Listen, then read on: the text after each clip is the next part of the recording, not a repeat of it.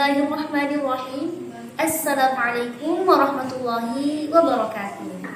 Perkenalkan, nama saya Afiani Arifin dan teman saya Akhwati di Nurjana. Kami dari kelompok 8 ingin sedikit menjelaskan tentang perjalanan Nabi hijrah ke Madinah. Selamat menyimak teman-teman.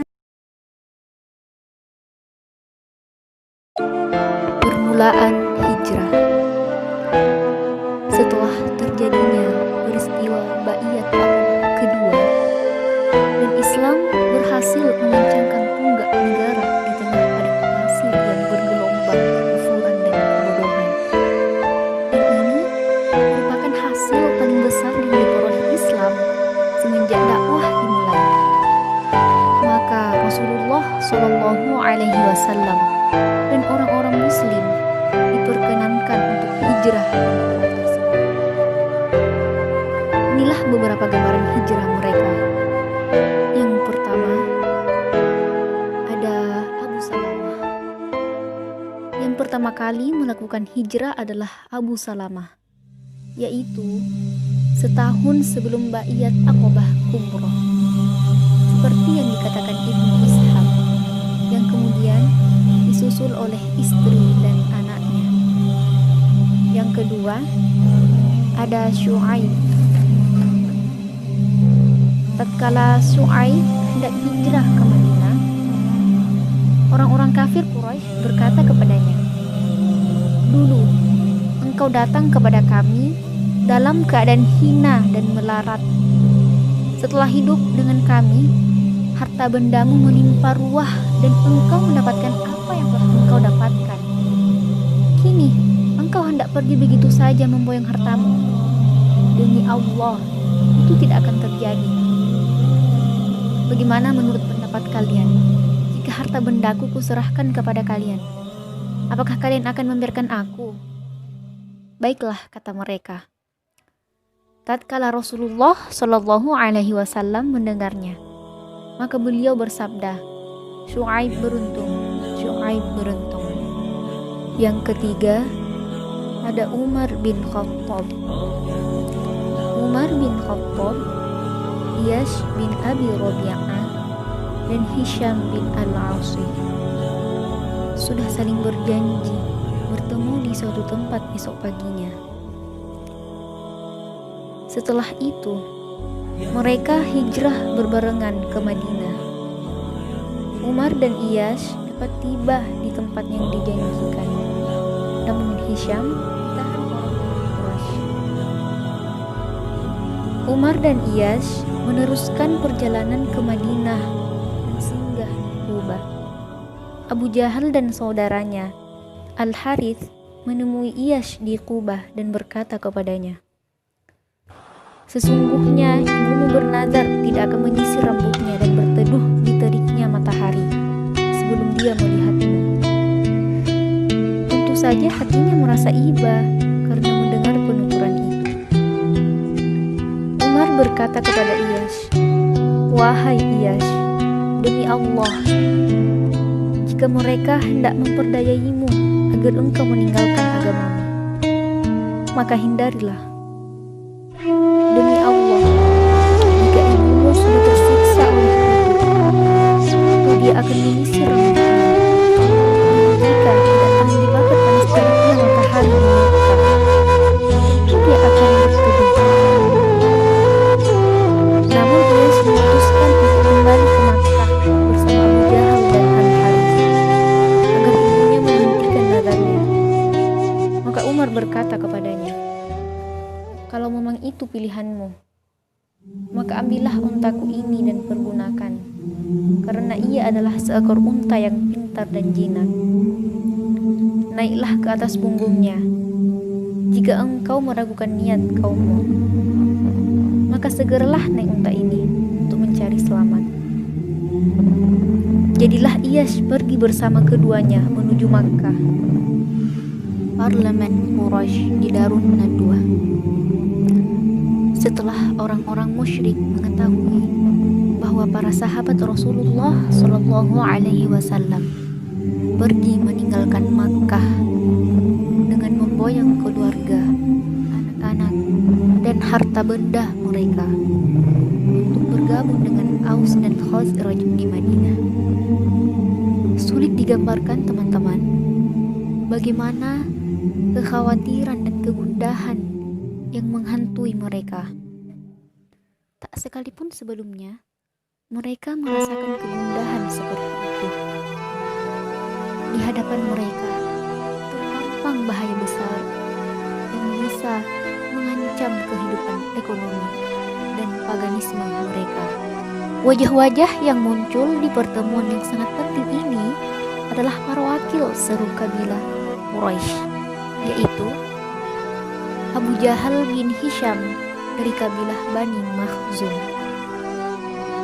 dan Jubair bin Mut'im dan Tu'aimah bin Adi serta Al-Harith bin Amir dari Bani Naufal bin Abi Manaf. Yang ketiga ada Syaiban dan Luqbah anak Rabi'ah serta Abu Sufyan bin Hawf dari Bani Abdi Syams bin Abdi Manaf. Yang keempat An-Nadhr bin Al-Harith dari Bani Abdiddar, yaitu yang pernah menimpukkan isi perut hewan yang sudah disembelih kepada beliau. Yang kelima Abu Bakhtari bin Hisham, Zam'ah bin Al-Aswad dan Hakim bin Hizam dari Bani As'ad bin Abdul Uzza. Yang keenam Rubih dan Munabbih anak Al-Hajjaj dari Bani Salih. Ketujuh ada Umayyah bin Khalaf dari Bani Jum'ah. Ada 7 wajah dari wakil seluruh kabilah Quraisy. Rasulullah hijrah. Setelah ada ketetapan yang bulat untuk menghabisi Nabi Shallallahu Alaihi Wasallam, Jibril turun kepada beliau membawa wahyu dari Allah, seraya mengabarkan persengkokolan Quraisy dan bahwa Allah sudah mengizinkan beliau untuk pergi serta menetapkan waktu hijrah. Seraya berkata, "Janganlah engkau tidur di tempat tidurmu malam ini seperti biasanya." Pengepungan rumah Rasulullah. Siang itu, para pemuka Quraisy membuat persiapan untuk melaksanakan rencana yang sudah ditetapkan Parlemen Makkah di Darun Nadwa pada pagi harinya. Untuk melaksanakan rencana ini, ditunjuk 11 orang terkemuka di antaranya. Abu Jahal bin Hisham, Al-Hakam bin Abul As, Uqbah bin Abu Mu'ad, An-Nadhr bin Al-Harith, Umayyah bin Khalaf, Zam'ah bin Al-Aswad, Tu'aimah bin Adi, Ubay bin Khalaf, Rubih bin Al-Hajjaj. Seperti yang sudah dirancang, rencana jahat itu akan dilaksanakan pada tengah malam. Maka dari itu, mereka terus berjaga menunggu saat yang sudah ditentukan. Tapi Allah lebih berkuasa atas masalah ini. Di tangannya lah terletak segala kerajaan langit dan bumi. Dia berbuat apapun yang dikehendakinya. Dia melindungi dan tidak membutuhkan perlindungan. Dia melaksanakan apa yang pernah disampaikannya kepada Rasulullah SAW. وَإِذْ يَمْكُرُ بِكَ الَّذِينَ كَفَرُوا لِيُثْبِتُوكَ أَوْ يَقْتُلُوكَ أَوْ يُخْرِجُوكَ وَيَمْكُرُونَ وَيَمْكُرُ اللَّهُ وَاللَّهُ خَيْرُ الْمَاكِرِينَ. Dan ingatlah ketika orang-orang kafir Quraisy memikirkan daya upaya terhadapmu untuk menangkap dan memenjarakanmu, atau membunuhmu, atau mengusirmu. Mereka memikirkan tipu daya itu, dan Allah sebaik-baik pembalas tipu daya. Quran Surah Al-Anfal ayat 30. Rasulullah Shallallahu Alaihi Wasallam berkata kepada Ali bin Abu Thalib, "Tidurlah di atas tempat tidurku, berselimutlah dengan mantelku, warna hijau yang berasal dari Hadramaut ini. Tidurlah dengan berselimut mantel itu. Sesungguhnya engkau tetap akan aman dari gangguan mereka yang engkau khawatirkan. Biasanya dengan berselimut mantel itulah Rasulullah Shallallahu Alaihi Wasallam tidur. Kemudian Rasulullah Shallallahu Alaihi Wasallam keluar rumah menyibak kepungan mereka. Beliau memungut segenggam pasir dan menaburkannya ke kepala mereka. Sesungguhnya Allah telah membutakan mereka sehingga mereka tidak bisa melihat beliau. وَجَعَلْنَا مِنْ بَيْنِ أَيْدِيهِمْ سَدًّا وَمِنْ خَلْفِهِمْ سَدًّا فَأَغْشَيْنَاهُمْ فَهُمْ لَا يُبْصِرُونَ. Dan kami adakan di hadapan mereka dinding, dan di belakang mereka dinding pula. Dan kami tutup mata mereka sehingga mereka tidak dapat melihat. Quran Surah Yasin ayat 9. Pindah dari rumah ke gua. Rasulullah Shallallahu Alaihi Wasallam meninggalkan rumah pada malam hari tanggal 27 Safar tahun 14 Nubuwah menuju rumah rekan sejatinya Abu Bakar radhiyallahu anhu.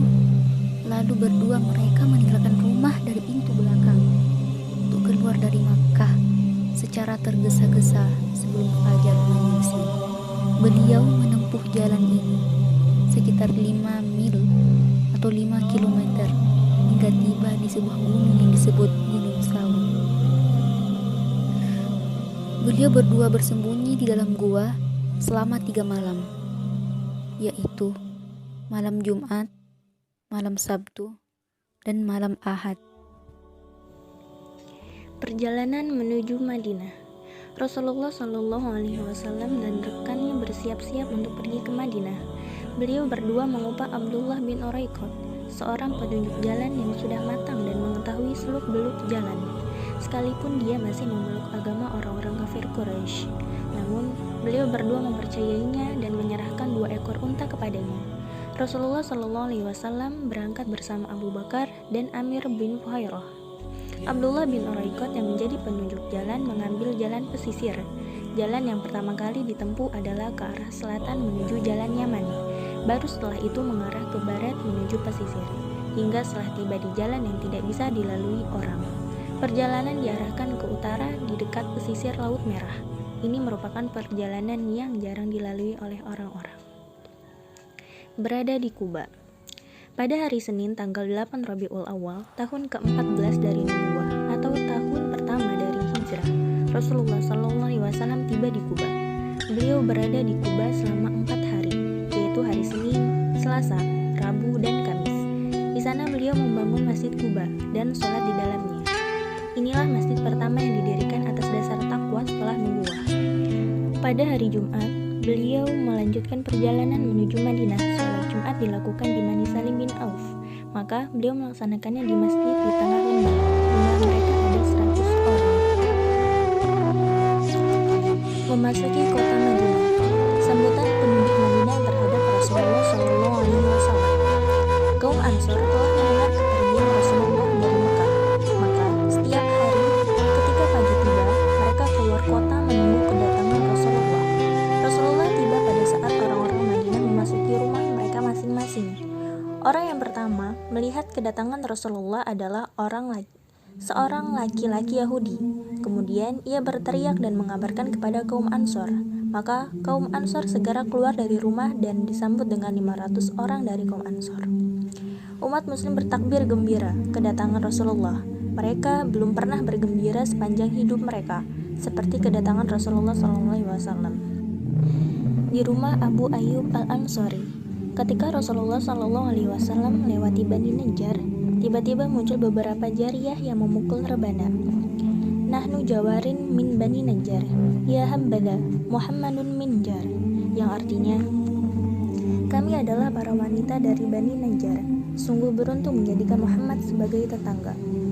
Hingga Rasulullah SAW sampai di rumah Bani Malik bin Najjar, unta itu menderum di tempat yang merupakan pintu Masjid Nabawi saat ini.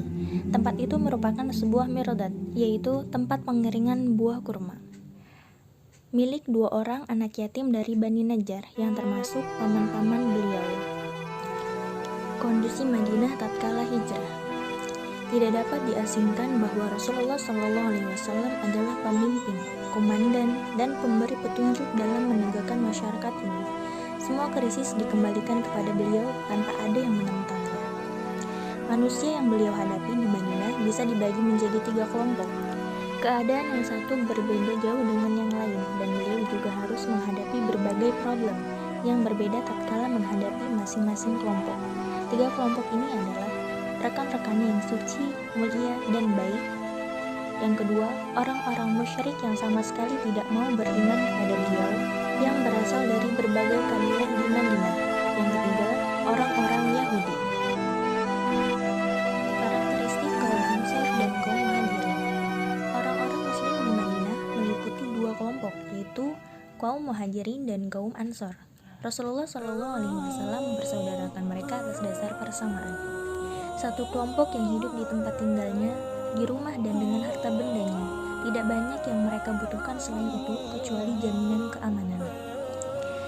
Kaum Ansor memiliki sifat itsar, mendahulukan saudaranya, seperti kaum Ansor berlomba-lomba dalam mengakui kaum Muhajirin sebagai saudara mereka, hingga mengharuskan diadakannya pemilihan saudara secara acak.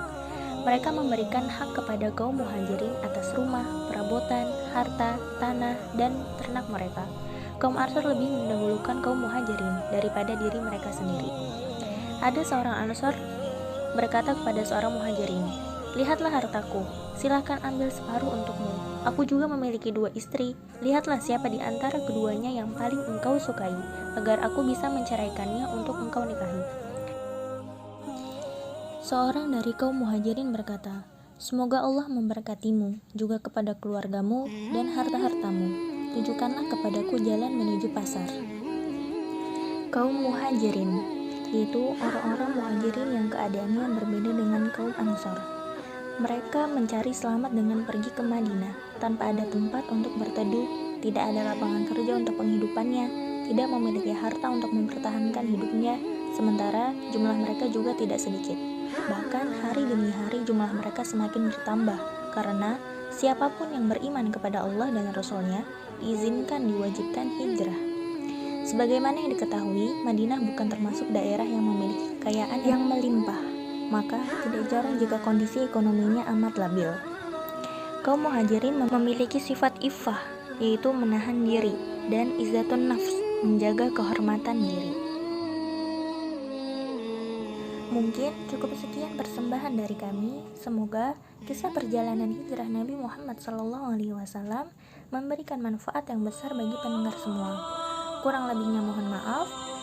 Dari kami, Akhwati di Nurjana dan Arfiani Arifin, dan dosen pengampu kami, Bapak Ibnu Hakim, MA. Wassalamualaikum warahmatullahi wabarakatuh.